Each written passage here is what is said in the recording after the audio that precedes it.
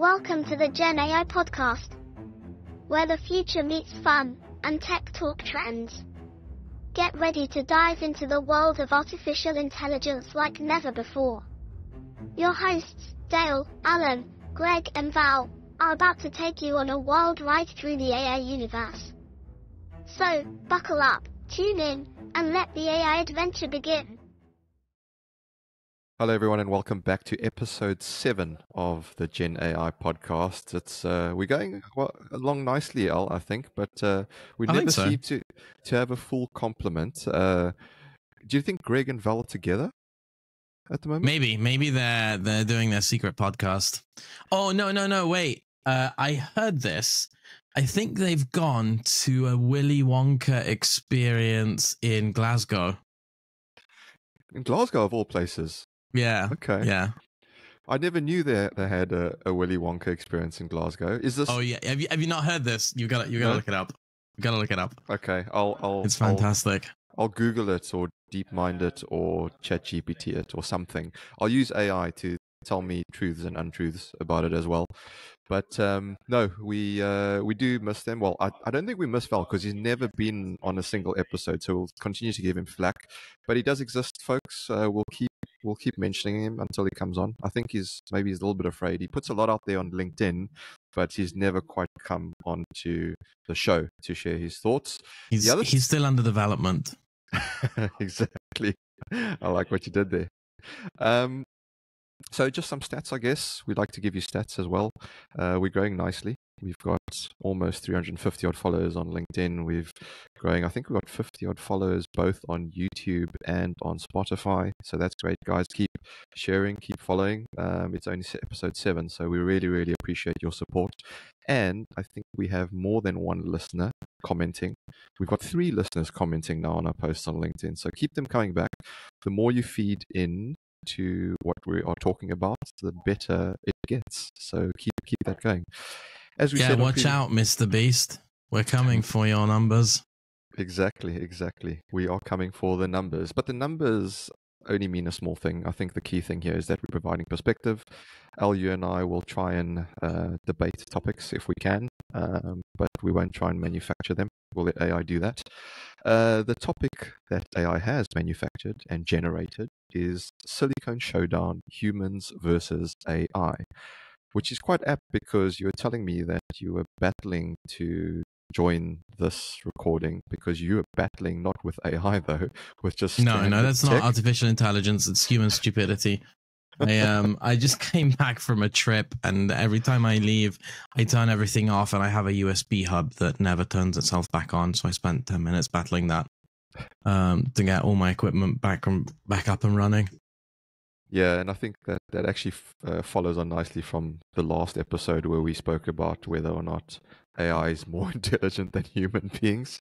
And it depends, right? It depends. So maybe AI would have got your USB port working. I mean, you don't. This is the thing, right? Everybody, and I know why they're doing it, right? So like everybody and their dog are saying that their product is AI, etc., etc. But you know, problems that can be solved with a post-it note, you shouldn't build AI for.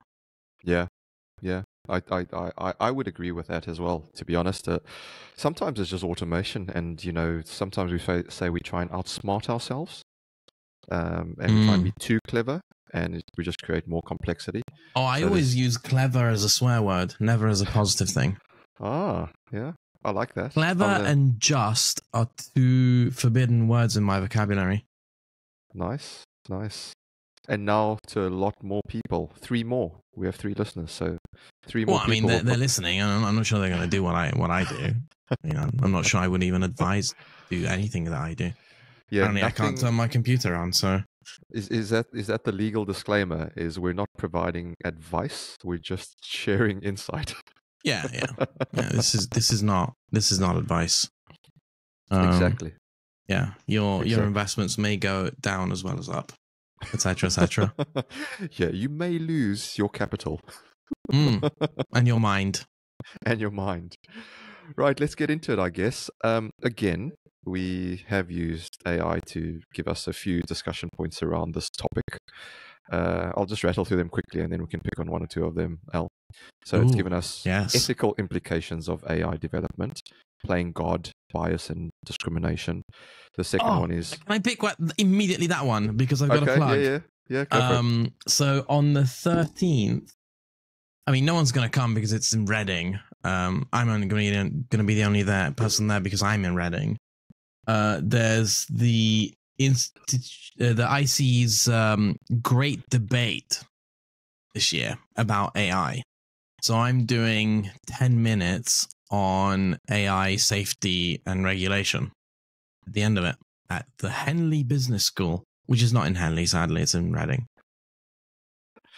Cool. So do you have a link? We can chuck a link into the show notes for the event. And then those can click on it if they're interested. Yeah. Or we'll find one. We'll ask one of the AGIs to look for the link. I don't even know. I don't even know if it's streamed, It might just be. Well, just for the information on when it's on and where it is, and if they can attend. Actually, we won't do anything. Folks, if you're listening, just type into Google or Bard or whatever you want, what Al just said, and it'll come up. There we go. So, okay, well, let's stop there at number one. Playing God. Is it ethical for humans to create entities that could potentially surpass human intelligence and autonomy? Is it even a question, I guess? Why does that matter? Right? What if you create an entity that surpasses everything and it fixes all the problems? Is that a question? So I guess so. I mean, arguably as well, if you look at religion, there is an entity that surpasses everything. I wasn't going to go there, but yeah. No, but this is so. Have you read or heard of Yuval Harari's *Sapiens* book? No. So *Sapiens*, he starts with the religion, says, okay, fine, it's all man-made, but so are countries. There's no real borders. So is money. Money's a belief. It's a belief system. It's only a piece of paper. Yeah. Organizations and companies, they only exist on paper, and because people believe they exist, what really exists are the bricks and mortar and the buildings, but not the companies themselves. They're a legal entity. And so when you start thinking about these belief systems, marriage is a belief system. It's not a physical, tangible thing, right? So all these man-made things, and I guess his point is, if you're going to have a go at religion as a belief system, have a go at every other belief system that humans have made. Oh, I'd love to take a crack at that. Maybe this is the wrong podcast for it, but I would love to. Well, I mean, maybe we can create a new theory that we do live in a simulation, but it's one that we created for ourselves. Yeah, potentially. Well, that's the thing. Maybe we are in the Matrix. Who knows? Maybe AI is already playing God. Well, I was more going to go that, because we've invented everything for ourselves anyway, it's just all a simulation that we've created for ourselves and we're just playing Monopoly. Yeah.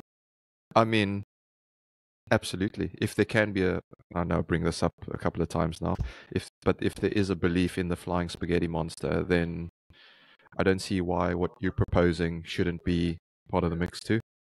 Isn't there like a special type of psychopathy where you completely disassociate yourself from reality and believe nothing is real anyway, so you might as well do what you want? Yeah, I haven't specifically come across it, but I No, know me neither. that there's various things, retreats, shall we say, that's been documented in the likes of South America, where they sort of microdose and they have out-of-body experiences. Disclaimer, I've never tried any of this. Am I interested? I'm not sure. I don't think so.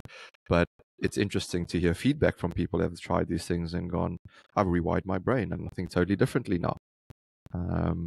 So what is reality? Yeah, I mean, basically you did another couple rounds of gradient descent and you trained a little bit further and you changed your weights and...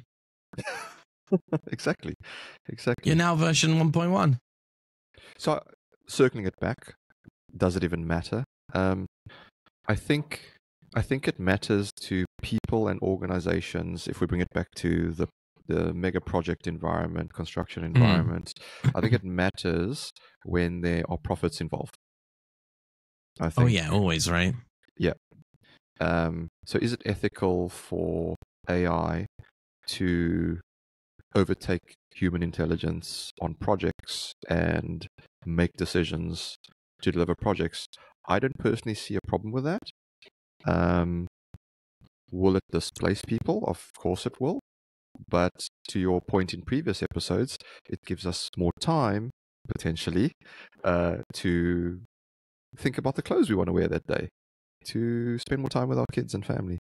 I mean, like, look, if you replace AI with Magic Wizard instead, and I'm going off the notion, any sufficiently advanced technology is undistinguishable from magic, then is it ethical to have a magic wizard that can make the decisions for projects and be correct most of the time and lead us to better outcomes? Of course it is, until the wizard becomes evil, which, depends on how the wizard is built, really. Can it ever even become evil? Or does the wizard have an evil puppet master behind it? Yeah. And it comes, we have spoken about this before, it comes back to, I guess, biases that AI systems might inherit based on the coders and developers that have implemented the evil it as well. puppet master is always going to be the rest of humanity, not one single person. Yeah. It's an interesting one, though, and I don't think we have the answer to that necessarily. I think we can just put points of view out there. Yeah, no, I just wanted to plug the event. We have spoken about before, employment and economic disruption, job displacement, etc. But the one that I think is interesting is around wealth inequality. And so does the introduction of AI into the economy, does that mean that it exacerbates wealth inequality? So significant profits flowing to a small number of highly skilled individuals and corporations? Is that what it means?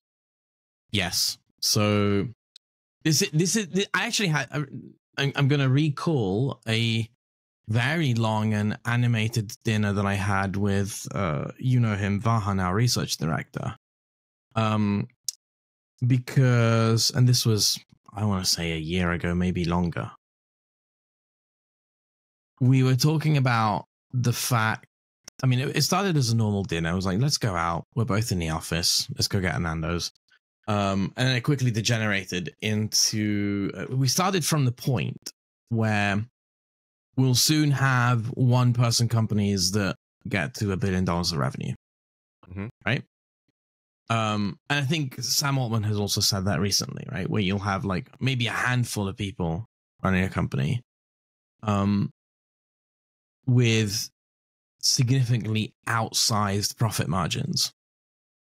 Mostly because, if you can get a swarm of different AI agents to build the software that you need, and you sell that software and you make $1 billion, you could probably do that by yourself if you have the right agents, right? Maybe actually the thing that you should sell is that agent as well. But anyway, but there's a second step, which is also looming around the corner, which is companies with no people. Okay. Right? This you could do today in trading. So if you have a sufficiently advanced AI that can generate trading algorithms and keep iterating and keep improving them and manage the company, air quotes, then you would have an entity that has no employees and no ownership other than owning itself, which generates profit. Right? There are right now legal frameworks, regulations, taxes, everything is not prepared for this to happen. Right? So there would be things in place to prevent it. But I think eventually, somehow it will happen. And maybe you'll have, one person as a director of the company who's the guy that started the whole thing and walks away. But in effect, effectively, it is its own autonomous, independent entity, right? Which does raise questions about accountability. I'm not going to talk about ethics now, but that will extract profit from the system without reinserting it. If you think about all large corporations, they extract profit from the world, but they reinsert two things. One is some form of product, whatever it is they do. And second is that money that they make, they spend typically 90% of it, and they spend it on salaries, materials, whatever else, right? Yep. Even the companies with the largest cash deposits in the world spend about 80 to 90% of their revenue every year, right? Things like Google, Apple, and Amazon famously basically never keeps $1 of profit and always reinvests it, right? So there is an argument that that creates economic development, right?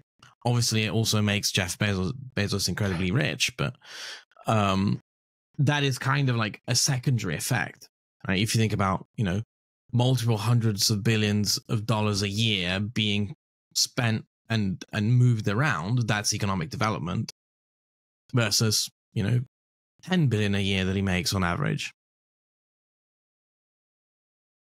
As soon as you remove that spending component, because now you've got an AI agent that's running itself, then it's extracting and accumulating, right? And that is going to create, back to the original question, it's going to create inequality. Yep. So, and this is where the discussion with Vahan got very animated, because we were talking, okay, who should actually take that profit? Because an AI has no use for profit, right? Once it's paid its electricity bill and can upgrade the GPUs whenever a new one comes out, it doesn't need the money, right? Money is a human construct for humans to, in a sense, exert control. And so you could argue, like, sure, maybe the AI wants to exert control over humanity by using money in certain ways, which I guess you could program it that way. But what should you do in that case? And I think perhaps an answer might lie in the governments own the profits of these people-less companies and then redistribute those profits as universal income. If you had that type of organization, if you were that sole person, that director that started and set it up, would you walk away if it's continually generating revenue? I mean, probably not, right? Humans are super greedy. Yeah.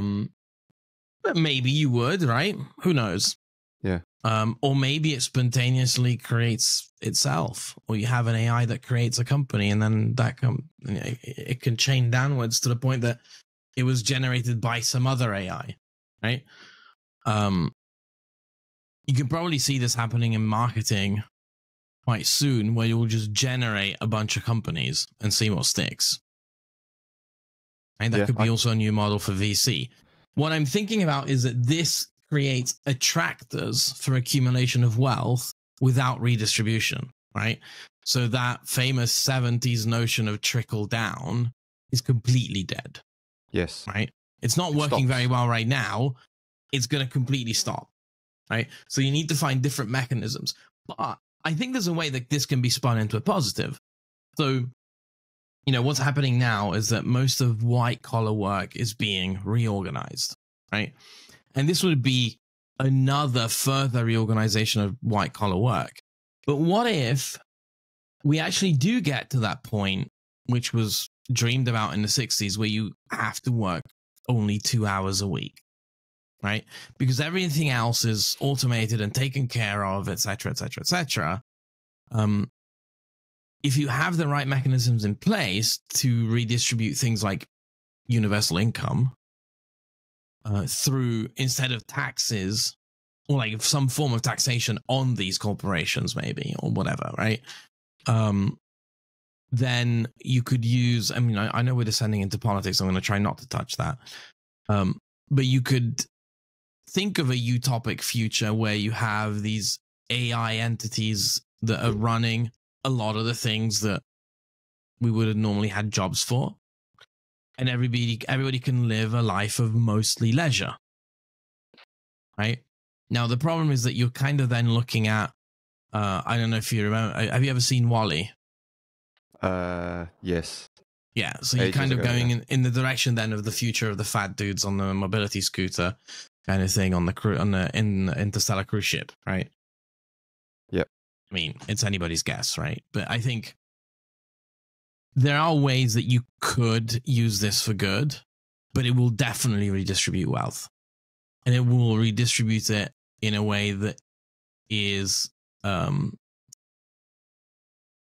more concentration rather than less. How quickly do you see that impacting the construction or project industry, project delivery profession? That's probably going to be one of the slowest. So it's kind of going to be correlated with the speed at which any industry adopts an innovation, right? So, construction is barely getting rid of the fax machine in many cases, right? Which means that it's probably going to be one of the last to have that happen. Sure. Yeah, so what's your take? Few different things going on in my head on that. I think slow in comparison to other industries, I agree with. Will change happen? Yes, definitely. Yeah. I think this year I certainly found a more open and a higher interest and curiosity around technology than last year. Mm-hmm. And I do think that's thanks to the likes of your ChatGPTs, right? Now all of a sudden, and we've spoken previously, where you don't actually have to understand the combustion engine, you have to know which pedals to push on a car, and you know what it does for you. And I think we've crossed over that boundary now for a lot of people. I mean, if you've got Windows, if you look at the bottom right of your Windows, you'll have Copilot. If you've upgraded to the latest, Copilot just comes with everyone, right? To everyone. And so it's there. It's what you're looking at. I mean, we've all had Siri on MacBooks for ages. It wasn't great, but yeah, exactly. So there's definitely a change. I think obviously some organizations will block some of those things. I think you can still not get onto ChatGPT in certain organizations. Mm-hmm. So there's still the whole privacy issue, which also brings us to humans versus AI from that perspective, because there's, I guess, this is actually the third one. I didn't even line this up, but the third one they've got is AI autonomy versus human control. And the two key topics they pose is decision-making authority and surveillance and privacy. But we start with the second point, because unless you're paying for versions where they're not taking your information and data and using it, everything you're putting in to AI is being used, whether anonymously or not. It is being used. And so the debate, I guess, is the trade-off between individual privacy rights and I guess questioning, is there too much surveillance potentially? Because it won't be on a personal level. Even if it says individual privacy rights, it'll be on how do people collectively behave, and what are they saying, and what are they doing, what are they inputting. Yeah, there's EFL project where they're looking at underground camera data, CCTV data for crime prevention, right? I guess we're still going back to ethics, right? How much is too much? Whether it's surveillance, intrusion, data collection. I don't think there are many, or any really. Maybe there are some. Can't think of any though. Incentives for limiting in any way surveillance or collection of data, right? The only thing that exists to limit those things is resistance. Yeah. Well, this is the thing, and I'm just trying to Google while you're talking because there was a TED talk by a chap, I forget his name. Is it Nicholas Martino? I don't know if you've seen that one. I think it's Nicholas Martino. No. And I'll have to check that, so I'll have to fact check myself. But he talks about basically the reason why your birth date, your name, your address, these things are security issues is because banks and other institutions use your personal data as security. But if you didn't use that information as security, you'd freely share it. Right? Yeah, that's true. So maybe us as humans have just not come up with the right system or security system to make things that we'd otherwise freely share so private. Yeah, having dabbled in information security, it's actually it's a very, very hard problem to solve, right? Because there's like multiple layers of security that it could use, right? And so the date of birth kind of thing is something about you. Yeah, It is relatively private, but other people know. Yeah. There's something that you might know, right? So that's where something you might no, something you would definitely know, but others might know. Then you have something that only you should know, like a password. Yep. Then you have something you have, right? So this is where two-factor authentication comes in, right? It's called two-factor because it needs to be something you know, a password, and something you have, a key. But even then, right, that can be circumvented, especially if you reuse passwords or share passwords. Then the something you have also becomes vulnerable because it's going to be stored somewhere most of the time, right? Maybe on your phone or something. But it'll be a physical thing that can be stolen. And then there's like three-factor authentication, which is something you are, which is when we start talking about fingerprint or third factor, right? Usually that one factor gets used to replace the other two. I'm not quite comfortable about it. But we're thinking about fingerprints, iris scanning, that sort of stuff. Face recognition. Are we going to start losing eyeballs and fingers to criminals? Right? I mean, it's in all the films. Yeah. Right? So, if anything, films are a great vehicle for giving ideas to criminals. It's always been the case. So, when that becomes a matter of stealing $10 million from someone, I'm sure that there will be people out there that have no problems cutting fingers off. Sorry, this got quite grim quite quickly. The thing that I'm not comfortable about is that usually the something you are replaces the something you know and something you have, right? Yep. And I think really you should have all three. But even the something you are is extremely vulnerable from theft, right? Even something as personal as DNA, right? DNA can be collected from you very easily, so you can't use that. So where do we find the actual true security layer? And I think there is only really one place that you can do that, which would be, let's call it a scan of the brain, right? Also some technology that doesn't exist, right? Because that's the only place where you really exist. Yeah. Right? So say that there's another identical copy of Dale there that knows exactly all the things that you know. You cannot distinguish the two, right? So that, let's call it second Dale, should have access to all the things that you do. And that's kind of the problem. And then we get into cloning. But even clones don't have the exact same experiences as well. No, because they won't have the copy of the memory, right? So yeah, there'll be a different footprint. And then I guess, again, circling back to, because I want to ensure we're making this relevant to the second. No, don't apologize. I think it's great and I think it's fantastic that people consider these things because there are currently people delivering projects. So we need to think about these things as well. So it's very, very relevant.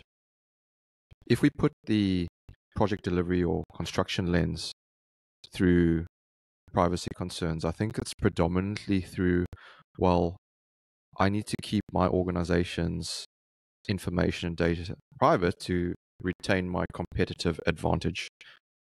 I don't see an issue with that, but I think the question then begs is, how can we use AI in a way that doesn't take away a competitive advantage of an organization? And does that mean the organization has to evolve?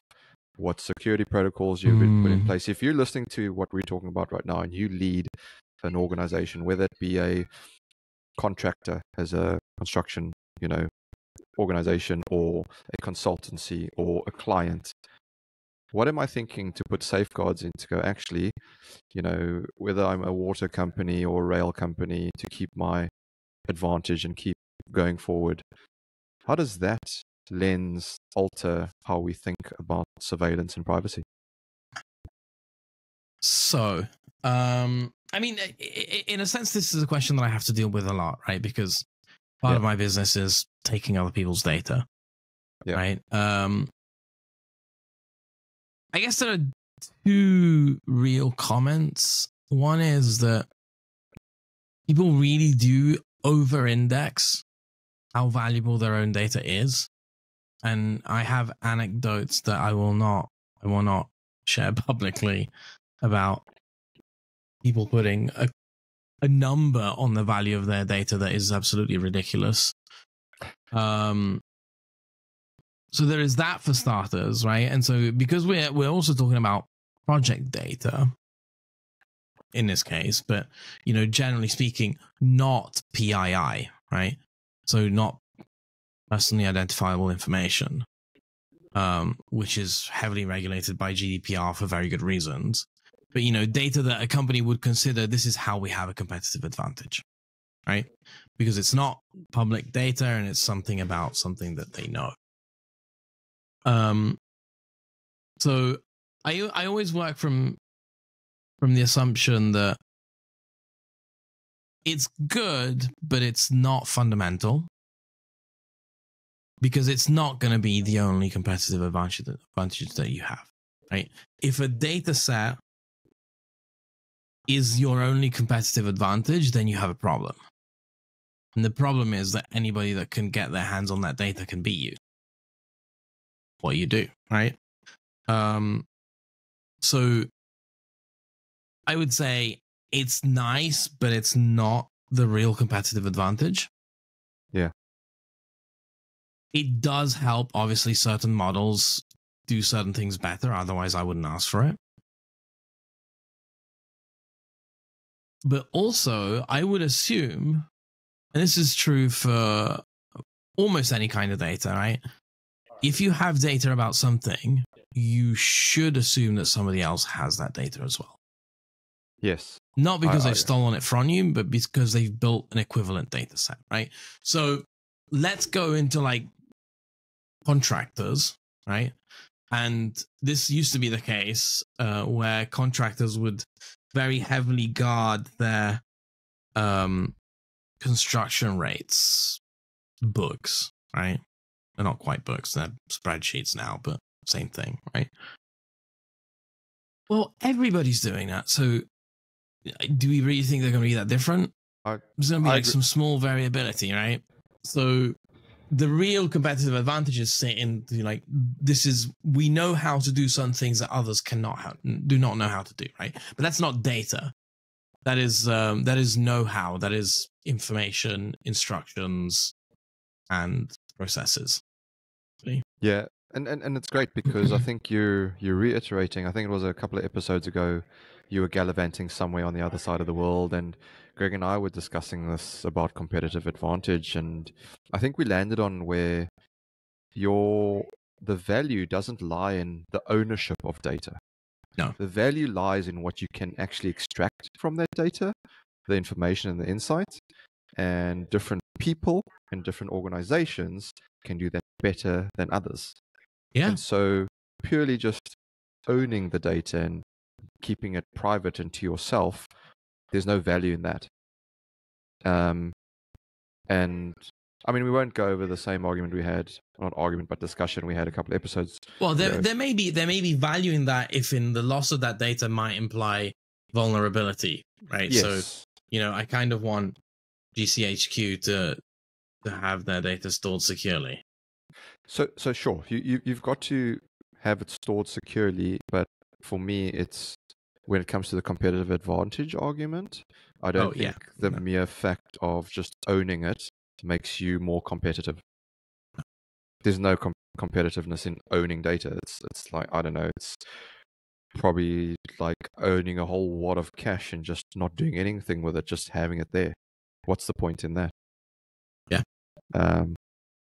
But it does actually lead us on to the next one, which I think is really, really interesting, because we've got about 5-10 minutes left and I want to cover the last three.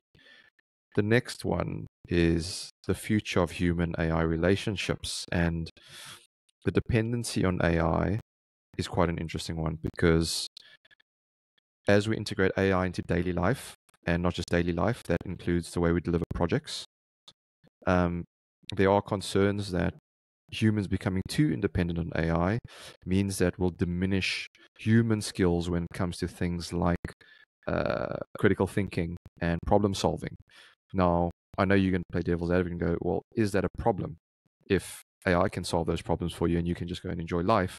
But what happens if AI becomes the problem and we don't have the skill set to solve it, to go actually... So you're thinking atrophy of the skill set, right? Yeah. What is my position on this? I think my position is the same as engineering calculations, right? Okay. So, I've actually been part of conversations of this kind, and I haven't really expressed my position in such a way, but if you have a tool that does all the engineering calculations for you, right? Which for the most part we can, right? We don't need to sit down with pen and paper anymore, do load bearing studies and all that kind of stuff, right? Will those skills atrophy or not? And I think with engineering calculations, very clearly, those skills have not disappeared, right? For two reasons. One is that they get taught, and that's part of getting a qualification in engineering. You need to be able to know how to do this. And there's a very clear legal accountability because you always have a responsible engineer, and that responsible engineer needs to know these things and actually be able to smell out and sniff out when a calculation doesn't sit quite right. It is also true, in a sense, well, just to sort of kind of see the other point of view, is that all engineering calculation errors, like actual errors in the mechanical calculation, have disappeared as a result, right? Well, there's also argument, if I add to your point, that adding AI to those calculations can now actually adjust for context, where previously a straight mathematical equation was given a certain set of circumstances, all things being equal. It can, but AI not being deterministic, you may introduce a rate of error, right? Yeah. So sure. I do want to signpost that. What I was thinking about is, what if it's not a load-bearing calculation type skill, but what if it's how to write a good LinkedIn post? Right? What if that skill atrophies and the only way to really write a good LinkedIn post is to run it through some transformer model? That is actually probably something that could be on the horizon, right? Well, if we pull that thread, I'd argue then it would be writing post for itself, because no one would be on LinkedIn because no one would be working, if we go all to the extreme. Yeah, sure, right? But like, what if the skill of writing a good LinkedIn post disappears, and it's all generated posts, which I'm implying here that the generated posts are of equivalent quality of a good manually written post, which right now they're not, and I actually recently ranted about that. because I saw that. Yeah, I saw that. Just lay off the humanoid AI generated images for Pete's sake. But assume that it does, right? Like, does anybody care? That's kind of my point, right? Like, if all the content on LinkedIn is good and it's all generated, but it is actually good, and the skill of writing good LinkedIn posts has disappeared, does anybody care? I don't think so. And maybe you're right. It's contextual, right? It depends on what it is doing better than humans. And certainly we know on projects that if we keep doing the same thing we're doing, we'll keep getting the same result. It's that age-old saying. And I think what AI brings is a different dimension. Yeah? Yeah. And it gives you something else to think about. I do want to see the disappearance of influencers. That's kind of my... Yes. Well, I'm done with it. I was actually thinking if Greg was on this episode, he'd probably go, actually, AI overtaking humans is probably a good thing in certain respects. And we do need to rely more on AI than humans when it comes to certain humans. So we'll add that one for you, Greg. No comment. Exactly. Yeah, but I've got a list as well. I think we've all got a list. Hopefully that list isn't in Excel. And hopefully there's control over the privacy. Yeah, exactly. Some of the right? privacy. Yeah, exactly. Yeah. But look, let's spend a couple of minutes, and only a couple of minutes, because the last two that it's given us, and to be honest, I haven't given it a very good prompt, is number 5 is AI in warfare. So lethal autonomous weapons. Yeah. So not really project based, but we can discuss that because I think people will be interested in hearing views on that. And then the last one is existential risk, which is a huge topic. I don't think, well, I'm certainly not well informed or placed enough to have I have an opinion and a view on it, but I don't think it's anything that is an educated view or one that's learned enough in this field to be able to contribute meaningfully. But let's say start with AI in warfare, lethal autonomous weapons, the use of AI. Now we know there's war raging, in Europe for the first time in many years. There's war going on in the Middle East, and there's conflicts in various other countries. And so, how, in your view, Al, how much of a threat is this to humans? That's interesting, right? Is it a threat or is it not? I guess it always depends on who's in control. I mean, we shouldn't assume that AI in warfare is a hypothesis. We should just assume it's a reality. Quite simply because any party at war with another party, given any tool, any opportunity to have a tool that gives them a significant advantage, will make use of that tool, right? There's only one exception, and that exception is nuclear weapons, but it is only because there's been many decades of international treaties being worked on, and even then, we've still got tens of thousands of nuclear warheads dotted around the planet, and it's still a threat. So let's just assume that any AI that can be developed for warfare is being developed, right? It really depends on how the parties at war view the concept of warfare. And I think most nations nowadays view war as a conflict between two governments, not a conflict between two populations, right? So what we're seeing in many cases, there are exceptions, and I really don't want to unpack it into politics or anything like that, but in most cases, I think AI might actually help, right? Because if both parties have the intention of just annihilating the other government and making it capitulate, and so that they can put whoever they want in place and change whatever borders they want to change, that might actually save civilian lives, right? Now, you would have to argue and every side has a different opinion about this, right? So like, what if the AI was the bad guys tool, but in most cases, the person that's to the person that's a bad guy to us, we're the bad guys, right? So you always have two sides to that story.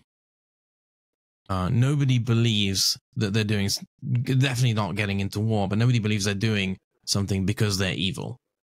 Yeah. Right. So everybody thinks they're the good guy. And therefore that will justify them even more into building and weaponizing more the AI. Right. So I think inevitably that's going to happen. It's already happening. I think we'd be naive to assume that there isn't a lot of AI running on drones now. And possibly all sorts of other stuff, right? Yeah. And then the second one was existential threat, right? Yeah, absolutely. And I mean, we could probably do a whole podcast on this one. So if it's okay with you, what I want to do is I want to park that one for now. Okay. For a future episode, because I want to end on a high. Because we just we should end with existential threat then. If you want to end on a high, I'm sorry, Dale. Exactly. So that's why I want to park that one for now, because there is actually good, and you alluded to some of the good that AI can be used for, and it says what it is on the tin. I don't think we have to go over this in depth either way. Maybe just a comment from you at the end on all of them. But AI for social good, right? The UN's SDGs. We can use AI to try and really achieve and combat some of the poverty issues, inequalities, and things like that. Improving public services. You alluded to it as well. If government was in control and used AI for public services, we could really improve the way we live in a lot of countries. Educational advancements, really helping to advance educational inequalities across the globe as well, bringing information, fact, education to those that previously wouldn't have the right teachers in place as well, and tailoring it to their needs in different languages.